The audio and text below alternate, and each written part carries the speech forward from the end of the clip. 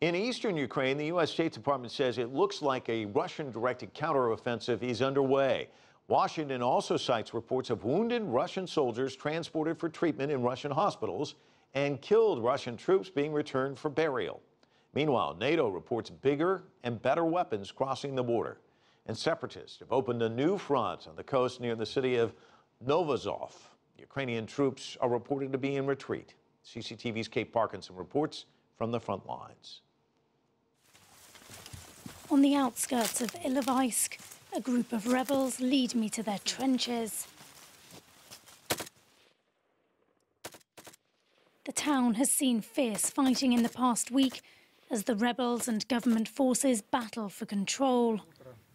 The presidents of Ukraine and Russia may have agreed to work toward a ceasefire, but here on the ground, the rebels are still defending their position. It's not clear how they'd respond to a ceasefire, whether they'd agree to it, or how long it would stick. Russia's President Putin says it's up to Kiev to secure a ceasefire, but the West wants Moscow to use its influence on the separatists to end their fight.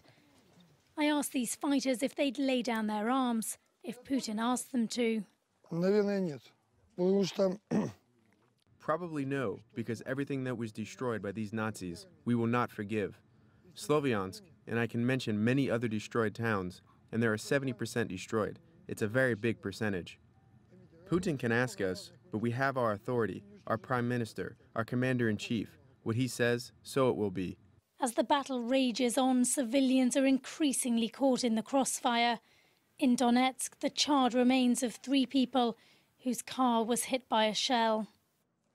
In a conflict that has claimed over 2,200 lives since the fighting began in mid-April, hopes for a ceasefire are already fading. Kate Parkinson, CCTV, in eastern Ukraine.